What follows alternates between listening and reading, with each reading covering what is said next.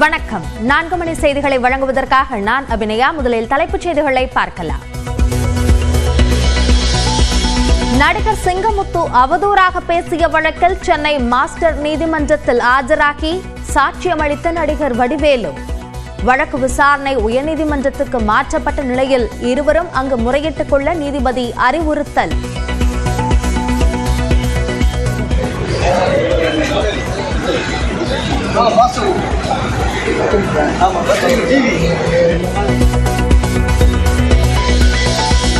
கோட்டூர் அருகே விவசாய நீர் சேமிப்பு தொட்டியில் தவறி விழுந்த மாணவன் பலி. காப்பாற்ற முயற்சித்த தலைமை ஆசிரியரும் மூச்சு திணறி பரிதாப மரணம். தற்போதைய மக்கள் தொகை அடிப்படையில் தொகுதிகளை மறுசீரமைத்தால் தமிழ்நாடு 8 தொகுதிகளை இழக்க நேரிடும் என முதலமைச்சர் மு.க.ஸ்டாலின் எச்சரிக்கை. விகிதாச்சார அடிப்படையில் கணக்கிட்டாலும் 12 தொகுதிகள் குறைவாகவே கிடைக்கும் என அனைத்துக் கட்சி கூட்டத்தில் பேச்சு.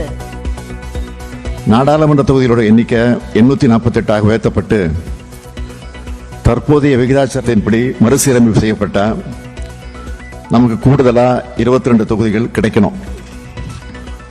ஆனா தற்போதைய மக்கள் தொகையின்படி மறுசீரமைப்பு செஞ்சா 10 தொகுதிகள் தான் கூடுதலாக கிடைக்கும். இதனால நான் 12 கூடுதல் தொகுதிகளை இழக்க நேரிடும். 1971ஆம் ஆண்டு மக்கள் தொகைப்படி மறுவரையறை செய்வது மேலும் 30 ஆண்டுகளுக்கு நீட்டிக்கப்பட வேண்டும். பிரதமர் நரேந்திர மோடி நாடாளுமன்றத்தில் அறிவிக்க முதலமைச்சர் மு.க.ஸ்டாலின் வலியுறுத்தல். 1971ஆம் ஆண்டு மக்கள் தொகை அடிப்படையிலேயே நாடாளுமன்ற தொகுதிகள் தொடர்ந்து வரையறுக்கப்படும் என்று கடந்த 2000 ஆண்டில் அன்றைய பிரதமர் அவர்கள் உறுதியளித்தவாறு தற்போதும் இந்த வரையறை 2026 மேலும் 30 ஆண்டுகளுக்கு நீட்டிக்கப்படும் என்று மாண்புமிகு பிரதமர் அவர்கள் நாடாளுமன்றத்தில் உறுதி அளிக்க வேண்டும். தென் மாநிலங்களில் எம்பிக்களை கொண்ட கட்சி பிரதிநிதிகள் அடங்கிய கூட்டு நடவடிக்கை குழு அமைக்க தீர்மானம். குழு தொடர்பாக அனைத்து கட்சிகளுக்கும் அழைப்பு விடுக்க முடிவு. நாடாளுமன்ற உறுப்பினர்களை கொண்ட கட்சிகளின் பிரதிநிதிகள் அடங்கிய கூட்டு நடவடிக்கை குழு ஒன்றை அமைத்திடவும் அதற்கான முறையான அழைப்பை மேற்படி கட்சிகளுக்கு அனுப்பி வைக்கவும் இக்கூட்டம் தீர்மானிக்கிறது. அனைத்து கட்சி கூட்டத்தில் திமுக, அதிமுக, காங்கிரஸ் உள்ளிட்ட கட்சிகள் ஆதரவு. பாமகவின் அன்புமணி உள்ளிட்டோரும் ஆதரித்து பேசினர்.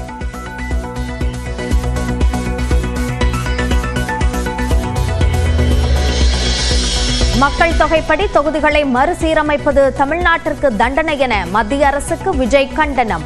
விகிதாச்சார அடிப்படையில் தொகுதிகளை பிரித்துக் கொடுப்பதும் சரியான முன்னெடுப்பாக இருக்காது என்றும் கருத்து.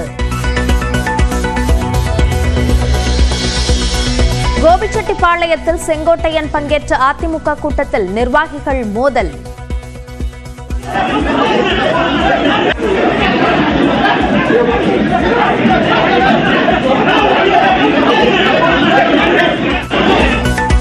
நாற்காலிகளை வீசி எறிந்து தாக்கிக் கொண்டதால் பரபரப்பு.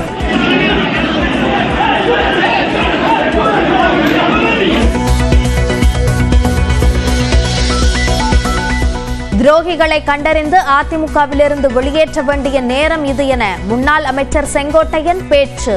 அந்தியூர் சட்டமன்ற தொகுதியில் அதிமுக தோற்றதற்கு முன்னாள் எம்எல்ஏ அந்தியூர் ராஜாவே காரணம் என்றும் குற்றச்சாட்டு.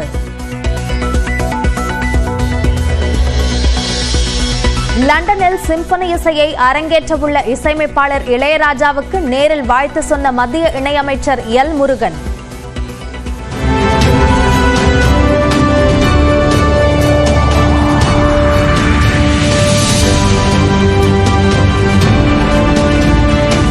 பத்ம விருது பெறும் நடிகை சோபனா உள்ளிட்டோரையும் சந்தித்து வாழ்த்தினார்.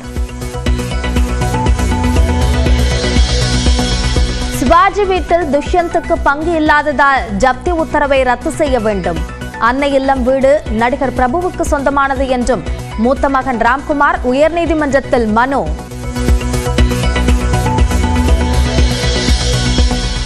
தஞ்சாவூர் மாவட்டம் வல்லம் அருகே ஜல்லிக்கட்டு காளை முட்டியதில் 15 வயது சிறுவன் உயிரிழப்பு. பயிற்சிக்காக மாட்டை அடக்கினால் 200 ரூபாய் தருவதாக உரிமையாளர் கூறியதால் சிறுவன் அடக்க முயன்றதாக புகார். திருவண்ணாமலை மாவட்டம் ஆரணி அடுத்த களம்பூரில் காளை முட்டி சிறுமி உள்ளிட்ட 10 பேர் காயம். 39வது ஆண்டாக நடைபெற்ற எருதுவிடும் விழாவில் நேர்ந்த சோகம். கிருஷ்ணகிரி மாவட்டம் அகரம் அருகே அரசு பள்ளி ஆண்டு விழாவில் கட்சி துண்டு போட்டு நடனமாடிய மாணவர்கள். சாதி ரீதியிலான பாடலும் போடப்பட்ட நிலையில் பள்ளியை முற்றுகையிட்ட பெற்றோர்.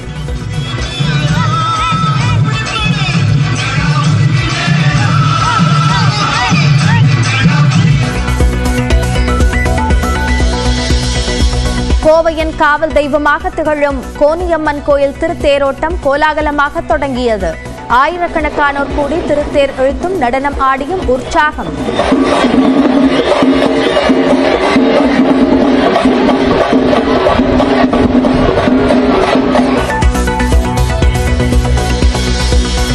சாம்பல் புதனையொட்டி தேவாலயங்களில் சிறப்பு திருப்பலி. ஏராளமான கிறிஸ்தவர்கள் பங்கேற்று பிரார்த்தனை.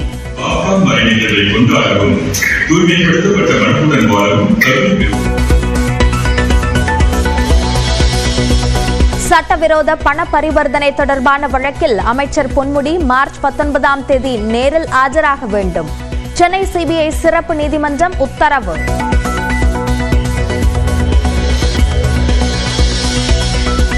சென்னையில் ஆபரண தங்கத்தின் விலை சவரனுக்கு 440 ரூபாய் உயர்வு. ஒரு சவரன் தங்கத்தின் விலை 64,520 ரூபாயாக அதிகரிப்பு. இந்திய பங்குச்சந்தைகள் பெரிய அளவில் ஏற்றம். மும்பை பங்குச்சந்தை சென்செக்ஸ் 740 புள்ளிகளும் தேசிய பங்குச்சந்தை நிப்டி 254 புள்ளிகளும் உயர்ந்ததால் முதலீட்டாளர்களுக்கு 7 லட்சம் கோடி ரூபாய் லாபம்.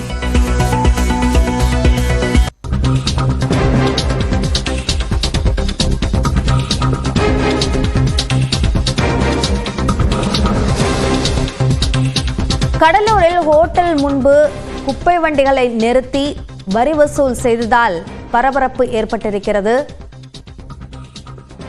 இது குறித்த கூடுதல் விவரங்களை நம்முடைய செய்தியாளர் பிரேமிடம் கேட்கலாம். பிரேம், விவரங்களை பதிவு செய்யுங்கள். அபிநயா, கடலூர் மாநகராட்சியில் சொத்து வரி மற்றும் வாடகை வரியை செலுத்தாத நிர்வாகிகளும் தற்போது மாநகராட்சி அதிகாரிகள் அதிரடியாக வசூல் வேட்டையில் ஈடுபட்டிருக்கிறார்கள். ஏற்கனவே கடலூரில் பல்வேறு பகுதியில் வரி பாக்கி வைத்த பல்வேறு கடைகள் முன்பு குப்பைகளை கொட்டியும் வாகனங்கள் நிறுத்தியும் ஒரு கடுமையான எச்சரிக்கை என்பது விடுக்கப்பட்டிருந்த நிலையில் கடலூர் மாநகராட்சி ஆணையர் அனு IAS இது தொடர்பாக ஒரு ஆய்வுக் கூட்டத்தை நடத்தி கடலூர் மாநகராட்சி முழுவதும் வரி பாக்கி என்பது கோடிக்கணக்கில் நிலுவையில் உள்ளதால் அதிரடியாக வரி வசூல் செய்ய வேண்டும் என ஒரு எச்சரிக்கையும் கொடுக்கப்பட்டது. ஏற்கனவே மாநகராட்சி நிர்வாக சார்பில் பல்வேறு கடைகளுக்கு ஒரு எச்சரிக்கை நோட்டீஸும் வழங்கப்பட்டிருக்கிறது. இந்த நிலையில் கடலூர் சிதம்பரம் சாலையில் அமைந்துள்ள ஒரு பிரபல உணவகத்தின் வரி பாக்கி என்பது வாடகை பாக்கியம் செலுத்தாமல் இருந்தால் பலமுறை கேட்டும் எந்தவித நடவடிக்கையும் இல்லை என்பதால் இன்று மாநகராட்சி அதிகாரிகள் அந்த கடையின் முன்பு குப்பை வாகனத்தை நிறுத்தி வரி வசூல் செய்திருக்கிறார்கள். உடனடியாக அங்கு தனியார் ஹோட்டல் உரிமையாளர்கள் நிர்வாகிகள் ராம்கி உள்ளிட்ட பலர் அங்கு வந்து மாநகராட்சி அதிகாரிகளிடம் வாக்குவாதத்தில் ஈடுபட்டனர். இதுபோல் வியாபாரம் நடக்கும் இடத்தில் குப்பை வண்டியில் நிறுத்தக்கூடாது, எனவே முறையாக வரி வசூல் செய்த நடவடிக்கையை மேற்கொள்ள வேண்டும் என்ற கோரிக்கை வைத்தனர். அதைத் தொடர்ந்து பேச்சுவார்த்தை நடத்தி வரி பாக்கியை உடனடியாக செலுத்துவதாக கூறிய அடிப்படையில் தற்போது மாநகராட்சி அதிகாரிகள் குப்பை வண்டியை எடுத்து செல்கின்றனர். இதன் தொடர்ச்சியாக அனைத்து இடங்களிலும் மாநகராட்சி வரி வசூல் செய்வது என்பது தீர்மானம் நடைபெற்று வருகிறது. அபிநயா, விரிவான விவரங்களுக்கு நன்றி பிரேம்.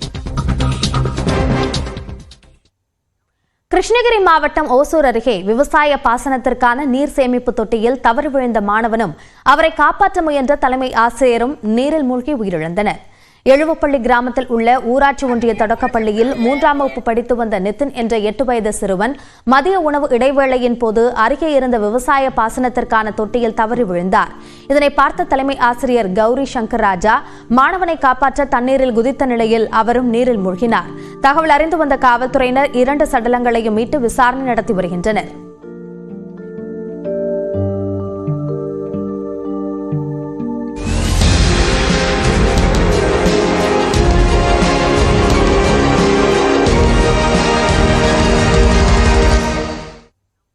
1971ஆம் ஆண்டு மக்கள் தொகையின்படியே தொகுதி வரையறையை மேலும் 30 ஆண்டுகளுக்கு பிரதமர் நரேந்திர மோடி நீட்டிக்க வேண்டும் என்று முதலமைச்சர் மு க ஸ்டாலின் வலியுறுத்தியுள்ளார். புதிய மக்கள் தொகை அடிப்படையிலான தொகுதி மறுசீரமைப்பிற்கு எதிர்ப்பு தெரிவித்து முதலமைச்சர் மு க ஸ்டாலின் தலைமையில் சென்னை தலைமைச் செயலகத்தில் அனைத்துக் கட்சி கூட்டம் நடைபெற்றது. இதில் அதிமுக, காங்கிரஸ், விசிக, பாமக, மதிமுக, இந்திய கம்யூனிஸ்ட், மார்க்சிஸ்ட் கம்யூனிஸ்ட், மக்கள் நீதி மய்யம், தமிழக வெற்றிக் கழகம் உட்பட 58 கட்சிகளின் தலைவர்கள் மற்றும் பிரதிநிதிகள் கலந்து கொண்டனர். கூட்டத்தில் பேசிய முதலமைச்சர் மு க ஸ்டாலின், தமிழ்நாடு மிகப்பெரிய உரிமை போராட்டத்தை சந்திக்க வேண்டிய நிலைக்கு தள்ளப்பட்டிருப்பதாக கூறினார். மக்கள் தொகையின் அடிப்படையில் தொகுதிகளை பிரித்தாலும் விகிதாச்சார அடிப்படையில் கணக்கிட்டாலும் தமிழ்நாட்டிற்கு இழப்பு ஏற்படும் என முதலமைச்சர் விவரித்தார். இப்ப இருக்க 543 நாடாளுமன்ற தொகுதிகளில் தொடர்ந்துச்சுன்னா மக்கள் தொகை குறைவா இருக்கிறதுனால நம்முடைய தொகுதிகளின் எண்ணிக்கை குறைக்கப்பட வாய்ப்பு இருக்கு. தமிழ்நாடு மொத்தமா 8 மக்களவை இடங்களை இழக்கும்னு சொல்றாங்க. நாடாளுமன்ற தொகுதிகளோட எண்ணிக்கை 848 உயர்த்தப்பட்டு தற்போதைய விகிதாச்சாரத்தின்படி மறுசீரமைப்பு செய்யப்பட்ட நமக்கு கூடுதலா 22 தொகுதிகள் கிடைக்கணும். ஆனா தற்போதைய மக்கள் தொகையின்படி மறுசீரமைப்பு செஞ்சா 10 தொகுதிகள் தான் கூடுதலாக கிடைக்கும். இதனால நான் 12 கூடுதல் தொகுதிகளை இழக்க நேரிடும். இந்த 2 முறைகளிலுமே நமக்கான பிரதிநிதித்துவம் குறைஞ்சு அதிக மக்கள் தொகை கொண்ட மாநிலங்களுக்கு அதிக பிரதிநிதித்துவம் கிடைக்கும். இதனால தமிழ்நாட்டுடைய குரல் நசுக்கப்படும். எனவே 1971ஆம் ஆண்டு மக்கள் தொகை கணக்கெடுப்பின்படியே மேலும் 30 ஆண்டுகளுக்கு தொகுதி வரையறை நீட்டிக்கப்படும் என்று பிரதமர் நரேந்திர மோடி நாடாளுமன்றத்தில் அறிவிக்க வேண்டும் என முதலமைச்சர் தீர்மானம் கொண்டு வந்தார். 1971ஆம் ஆண்டு மக்கள் தொகை அடிப்படையிலேயே நாடாளுமன்ற தொகுதிகள் தொடர்ந்து வரையறுக்கப்படும் என்று கடந்த 2000 ஆண்டில் அன்றைய பிரதமர் அவர்கள் உறுதியளித்தவாறு தற்போதும் இந்த வரையறை 2026 மேலும் 30 ஆண்டுகளுக்கு நீட்டிக்கப்படும் என்று மாண்புமிகு பிரதமர் அவர்கள் நாடாளுமன்றத்தில் உறுதி அளிக்க வேண்டும். மேலும் நாடாளுமன்றத்தில் தற்போதைய உறுப்பினர் எண்ணிக்கை உயர்த்தப்படும் பட்சத்தில் 1971ஆம் ஆண்டு மக்கள் தொகை அடிப்படையில் தற்போது நாடாளுமன்றத்தின் இரு வகைகளிலும் மாநிலங்களுக்கிடையே எந்த விகிதத்தில் தொகுதிகளின் எண்ணிக்கை உள்ளனவோ அதே விகிதத்தில் தமிழ்நாடு உள்ளிட்ட தென் மாநில தொகுதிகளின் எண்ணிக்கையை உயர்த்துவதற்கு தேவையான அரசியல் சட்ட திருத்தத்தை மேற்கொள்ள வேண்டும் என ஒன்றிய அரசை இந்த அனைத்து கட்சி கூட்டம் வலியுறுத்துகிறது. தொகுதி மறுசீரமைப்பு தமிழ்நாட்டிற்கு மட்டுமின்றி ஒட்டுமொத்த தென்னிந்தியாவிற்கே அபாயகரமான செயல் என்று முதலமைச்சர் குறிப்பிட்டுள்ளார். எனவே இந்த கோரிக்கைகள் தொடர்பான போராட்டத்தை முன்னெடுத்துச் செல்ல தமிழ்நாடு மற்றும் தென் மாநிலங்களில் நாடாளுமன்ற உறுப்பினர்களை கொண்ட கட்சிகளின் பிரதிநிதிகள் அடங்கிய கூட்டு நடவடிக்கை குழு அமைக்கப்படும் என்றும் முதலமைச்சர் தீர்மானம் கொண்டு வந்தார். இக்கோரிக்கைகளையும் அவை சார்ந்த போராட்டத்தை முன்னெடுத்துச் செல்லவும் மக்கள் மத்தியில் இப்பிரச்சனை குறித்த விழிப்புணர்வை ஏற்படுத்திடவும் தமிழ்நாடு உள்ளிட்ட தென் மாநிலங்களிலிருந்து நாடாளுமன்ற உறுப்பினர்களை கொண்ட கட்சிகளின் பிரதிநிதிகள் அடங்கிய கூட்டு நடவடிக்கை குழு ஒன்றை அமைத்திடவும் அதற்கான முறையான அழைப்பை மேற்படி கட்சிகளுக்கு அனுப்பி வைக்கவும் இக்கூட்டம் தீர்மானிக்கிறது. அனைத்து கட்சிகளும் கட்சி எல்லைகளை கடந்து குரல் கொடுக்க வேண்டும் என்று முதலமைச்சர் வலியுறுத்தினார்.